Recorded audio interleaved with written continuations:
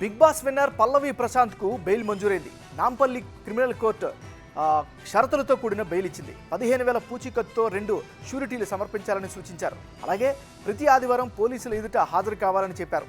విచారణకు పోలీసులు సహకరించాలని న్యాయస్థానం షరతులు విధించింది.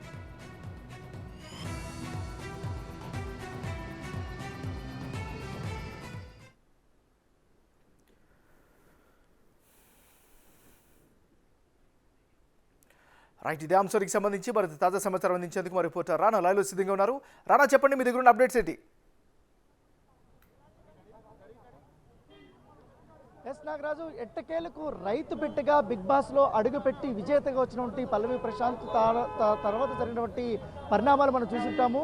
ఆ పరిణామాల భాగంగా కూడా ఆయన్ని కేసులు పెట్టి జడ్జిలు కూడా జైలుకి తరలించడం నేపథ్యం ఏర్పడుతుంది. అయితే నిన్నటి నుంచి కూడా పల్లవి ప్రశాంత్ సంబంధించినటువంటి బెయిల్ పిటిషన్ పైన వాదనలు ముగిసాయి. ఇవాళ తీర్పు వచ్చినటువంటి నేపథ్యం అయితే ఏర్పడుతుంది. కొన్ని కండిషన్స్ని అప్లై చేస్తూ ఇవాళ పల్లవి ప్రశాంత్కి బెయిల్ మంజూరు చేస్తూ నాంపల్లి కోర్టు నిర్ణయం తీసుకోవడం నేపథ్యం ఏర్పడుతుంది. దాంతోపాటు ఇవాళ పల్లవి ప్రశాంత్కి బెయిల్ రావడంతో ఆయనకి మద్దతుగా నిలిచేందుకు సాటి బిగ్ బాస్ కంటెస్టెంట్గా ఉన్నటువంటి ఆట సందీప్ ఉన్నారు.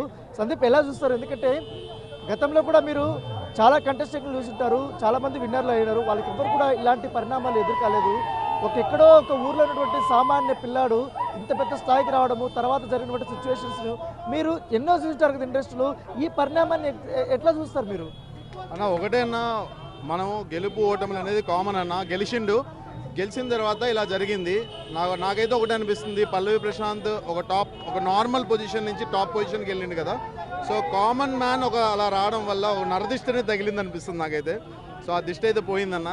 పాపం తెలియక చేసిండు. సో దానికి మా బిగ్ బాస్ హౌస్ అందరి తరపున కూడా పోలీస్ శాఖకి మేము క్షమించమని అడుగుతున్నాము. సో ఈరోజు ఇలా సపోర్ట్ చేసి అడ్వకేట్స్ అందరూ కూడా ఒక బలంలాగా మా వెనకాల ఉండి ఎంత సపోర్ట్ చేసిన ప్రతి ఒక్క అడ్వకేట్కి, ముఖ్యంగా వినోద్ గారికి చాలా చాలా థ్యాంక్స్ అన్న. అండ్ అలాగే మీడియా మిత్రులు అందరూ కూడా ప్లీజ్ సపోర్ట్ చేయండి. అలాగే బిగ్ బాస్ హౌస్ అనేది మనకి ఎక్కడైనా కూడా మా కుటుంబం అన్న. అది కూడా అందులో ఎన్ని గొడవలు జరిగినా ఏం జరిగినా కూడా మేము అందరం కలిసే ఉంటాం, మేము సపోర్ట్ ఇస్తాం, ఒకరికొకరు ఎప్పుడు సపోర్ట్గా ఉంటానే ఉంటాం. సో ఒకటే అన్న, మీడియా మిత్రులు అందరూ కూడా ప్లీజ్ సపోర్ట్ చేయండి. Thank you so much. జై హింద్. సో ఇది ఆట సందీప్ కూడా చెప్తున్నాడు. ఒకసారి మనము ఆ లాయర్ గారితో కూడా మాట్లాడడానికి మనం ప్రయత్నిద్దాం. ఇవాళ మొత్తం ఆయన పూర్తి స్థాయిలో ఈ యొక్క కేసు గురించి నిన్నటి నుంచి కూడా ఆయన పోరాడుతూనే ఉన్నారు. ఇవాళ ఎట్టకేలకి బెయిల్ కూడా సంపాదించినటువంటి నేపథ్యం అయితే కనపడుతుంది. సో లాయర్ గారు, ఎట్లా చూస్తారు ఈ పరిణామాన్ని? ఈ పరిణామం ఏంటంటే, ఒక సామాన్యుడికి అన్యాయం జరిగితే, ఒక సామాన్యుడు పైకి వచ్చినప్పుడు, సామాన్యుడు తొక్కుదామని చూసినప్పుడు, తప్పు చేయకుండా సామాన్యునికి ఇల్లీగల్గా కేసులు పెడుతూ, అన్లాఫుల్ అసెంబ్లీ చేయకుండా, అంటే సెక్షన్స్ అట్రాక్ట్ కాకుండా అక్రమ కేసులు బనాయిస్తే సక్రమం చేయడానికి సమాజంలో న్యాయవాదులు ఉన్నారనే విషయాన్ని పోలీస్ అధికారులు గుర్తుంచుకోవాలని మేము పోలీస్ అధికారులకు విన్నవిస్తున్నాం. పోలీస్ అధికారులు ఇలాంటి అక్రమ కేసులు, ఇలాంటి రైతు బిడ్డల మీద, అంటే ఒక చిన్న పల్లెటూరు నుంచి పైకొచ్చి ఒక సోషల్ మీడియాను ఆసరాగా చేసుకుని ఎదుగుతున్న పల్లవి ప్రశాంత్ లాంటి రైతు బిడ్డని అక్రమంగా కేసులు బనాయిస్తే ఈరోజు ఏమైంది?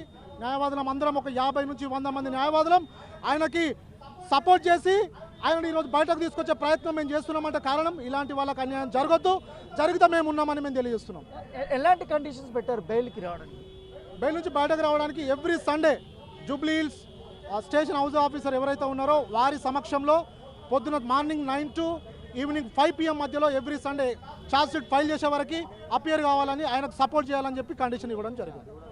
సో ఇది లాయర్ కూడా చెప్తున్నటువంటి ఏంటంటే, ఎలా చూస్తారు ఈ సెక్షన్స్ అన్నీ కూడా? ఎందుకంటే చాలా బలమైన సెక్షన్స్ కొన్ని కూడా పెట్టినటువంటి నేపథ్యం. మనము ఇంతకుముందే అనుకుంటున్నాము, there is no evidence, there is no evaluation in the case. Yesterday మనం చూసుకున్నాము, 30 ఆర్గ్యుమెంట్లు చెప్తే అవతల పబ్లిక్ ప్రాసిక్యూటర్ నుంచి ఒక ఆర్గ్యుమెంట్ వచ్చింది.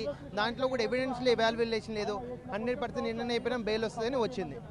సో వీళ్ళందరూ కూడా చాలా వరకు పల్లవి ప్రశాంత్కి ఇట్లా జరిగిన తర్వాత చెంచల్ కూడా జైలుకి ఆయన్ని తీసుకెళ్లిన తర్వాత న్యాయవాదులు చాలామంది కూడా స్వచ్ఛందంగా వచ్చారు. ఎందుకంటే ఒక గ్రామీణ స్థాయి నుంచి వచ్చినటువంటి ఒక అబ్బాయి, ఎందుకంటే ఎవరికి సాధ్యం కానీ, ఎందుకంటే ఇండస్ట్రీలో అంటే మనకు తెలిసి ఉంటుంది ఎన్ని రాజకీయాలు ఉంటారో గతంలో అనేక మంది కూడా చెప్తూ ఉంటారు.